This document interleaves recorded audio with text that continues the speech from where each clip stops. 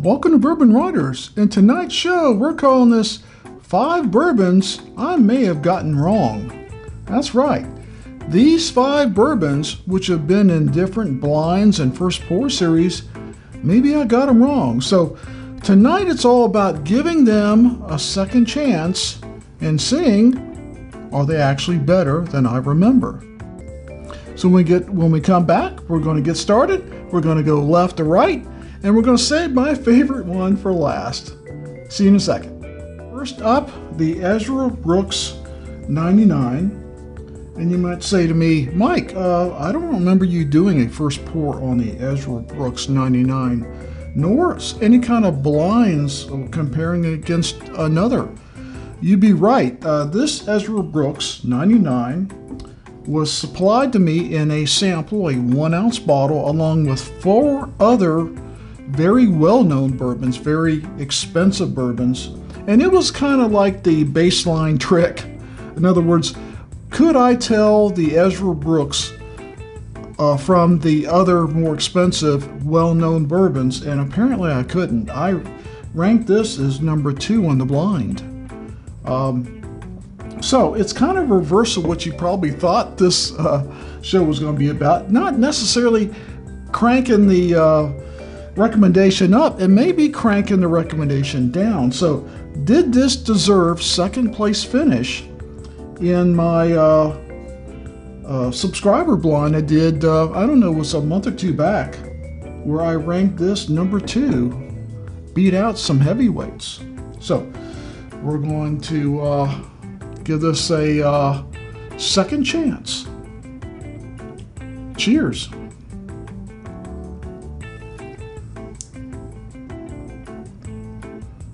And no comments about the expense that I went to for these fine glassware you see here. And no, it is not, I did not steal these from a Catholic church. These are not communion glasses. The communion glasses are much smaller. Really. So what do I think about this? I don't know how in the hell that I ranked this number 2. If you go back and you watch that video, you're going like, what the hell were you thinking, Mike?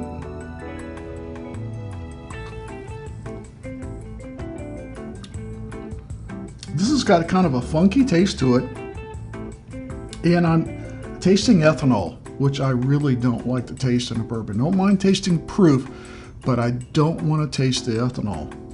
I taste it in this. And the only thing I can possibly surmise is that putting that in the blinds can be deceiving, that this was a little bit sweeter maybe than the other one before it or after it, and something said I like this one better because the other one might have had a higher rye content. That was probably it. Blinds can be tricky. But tonight, just tasting it on its own, it's not that good. It's not that good at all. I would drink a Benchmark or the Elijah Craig or even the inexpensive Larceny before I would drink that. I doubt I will ever drink the entire bottle. It'll take me a long time if it does happen. Friends come over, oh yeah man, you should try this. This is great. Get rid of it that way, right? So, if this was doing a first pour series on this, I would probably give it a level 4 ranking, borrow it from a friend. Wow. I thought I might actually like that better.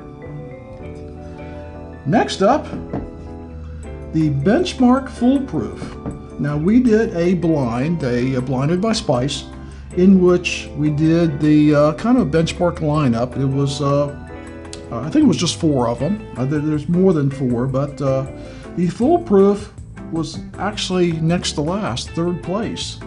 And I remember, because I watched the video a little while back, I remember saying to myself, I like the flavor, but I didn't like the burn, the alcohol that I was getting on the back of the throat. And after taking several sips in the blind, it got knocked out.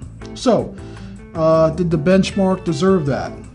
Well, let's give it a second chance. Definitely smells better than the Ezra. Cheers.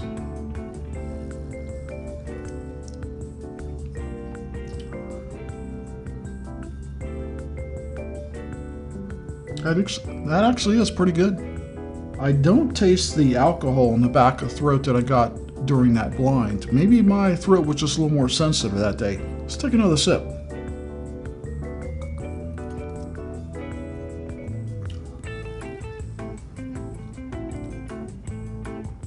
It's certainly not my favorite full proof. It's 125 proof. I think I've got another full proof around here somewhere.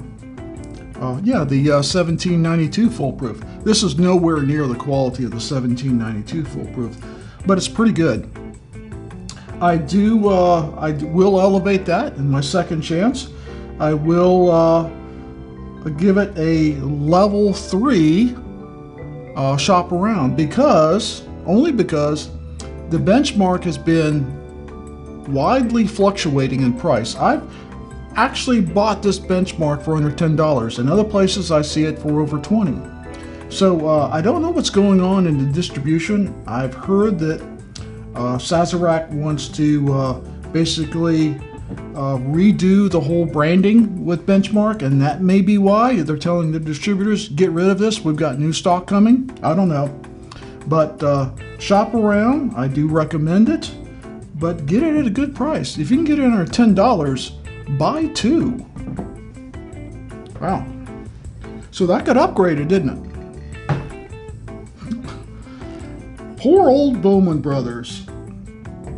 What did I do with that? The Bowman did poorly in a blind. I think it came in 3rd place. And I think that I did that was a blind about budget bourbons, because this is generally, I can find this under $30. And you know, John J. Bowman is my favorite single barrel bourbon. And Isaac Bourbon is my favorite port finished bourbon. And yet, maybe I was just comparing to that, or maybe once again, it's the fallacies of a blind. You're still tasting the bourbon you had before, and it influences the bourbon you're tasting now, and that can sometimes throw bourbons out you really like. So we're going to give it a second chance. Smells like normal bourbon. Cheers.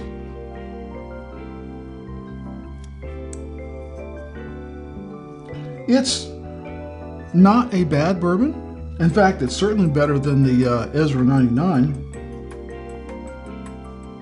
But I would still say it's a bourbon I'd probably use in a cocktail or add something to it.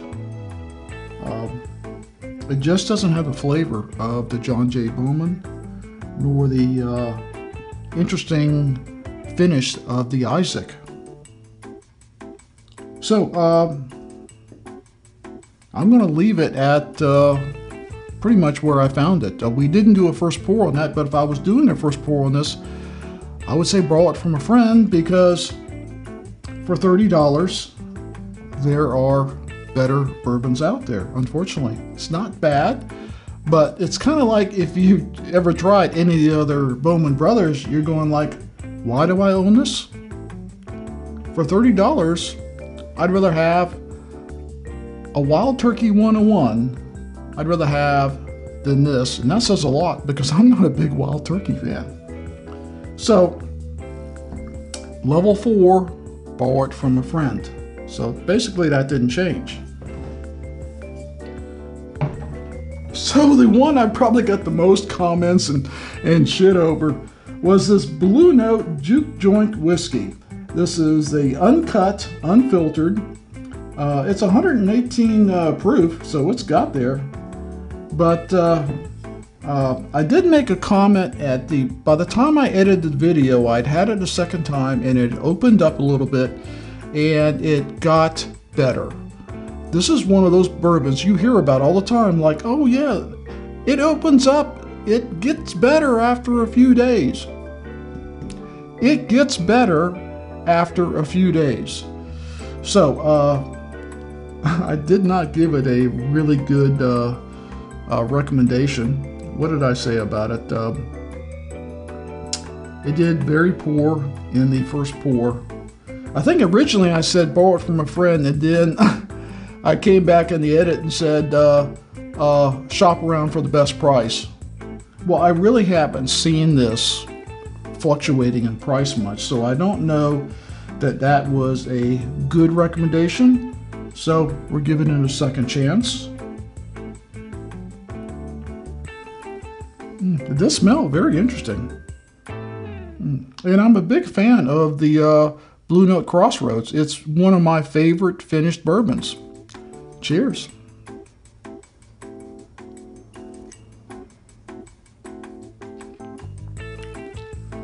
Oh, that's good. It's got a richness to it and just a punch of flavor and a punch of spice and a little bit sweet. It's my kind of cask strength bourbon. It really is. I was wrong about this, guys. I apologize. You can't always get it right when you're a bourbon reviewer. And I was wrong about this. I'm elevating my ranking on this. I'm putting it at a level 2. It should be your next purchase. This is really, really good.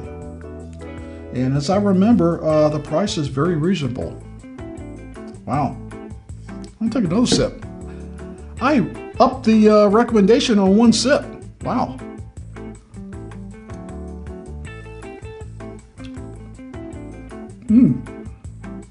I might have to re-pour this little glass when I leave tonight.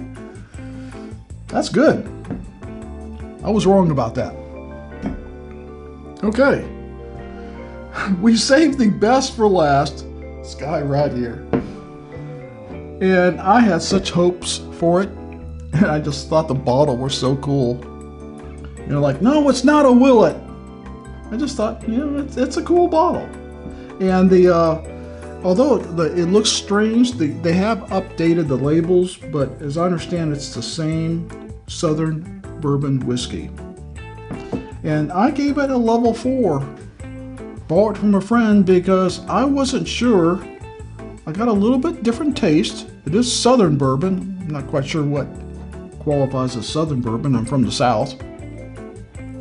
But I wasn't sure about it at the time, and I didn't want to recommend you going out and getting it, even though it's a very reasonably priced bourbon. So tonight we're going to give it a second chance. I've really not tasted it. Look at that. I mean, it really wasn't that much in there to begin with, or that high up in the bottle. We're going to give it a second chance tonight. So see if I was wrong about it. How could I be wrong, right? Okay, we're going to move these off because I just know I'm going to hit them with my arm. Any second now, it's just going to be all over us. All right, Southern Bourbon Whiskey from 13th Colony. It is 95 proof, and it says it's handcrafted in oak barrels and small batches. All right, let's see what it smells like. Well, it does smell a little different from normal bourbon. It does have, I don't know if it's an oakiness, just something a little different. Not your traditional molasses, brown sugar. It's got something else going for it. Cheers.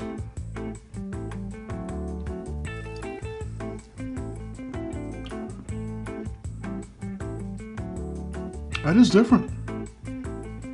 And I seem to remember telling people it's different. And I guess I was worried about, I wasn't sure whether you would like it, and I should stop worrying about that. If I like it, I should just tell you, I like it. It's good. Buy it. Don't buy it. It's good. Let's take another sip.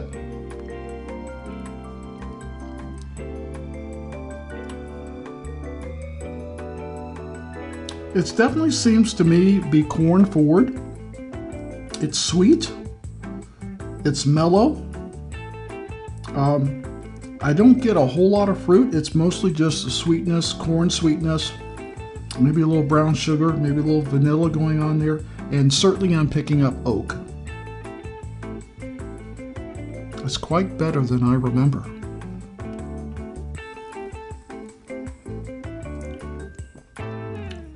That's actually pretty good.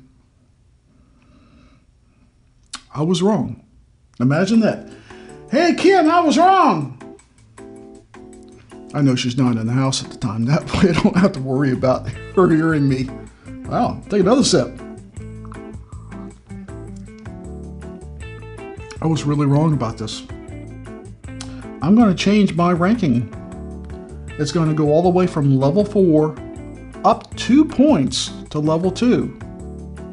I think it should be your next purchase. I think you should have one of those. If you're a collector or just an average bourbon drinker, I think you should have one of those. I haven't tried any of the other 13th Colony. I'm really stoked about the double oak that's going to come out in the fall. I missed last year's, unfortunately. I heard great things about that from a lot of my fellow reviewers. And I was wrong about this one. Big time. The uncut, yeah, I was sort of wrong on. This, flat out, 180 degrees. Anyways, well, we hope you will like this video and you'll comment and subscribe. And, you know, it's occasionally why videos like this happen, that my subscribers, my viewers, will tell me I'm wrong about something, and I put that in the back of my mind. And then one day I come along, well, I've got a couple bourbons that I may have been wrong about. I'm going to make a show. And that's how this show happened, because of subscribers and viewers like you. So, always, please drink responsibly. Never drink and drive. And just because you taste a bourbon and don't like it the first time, give it a second chance. We'll see you next time.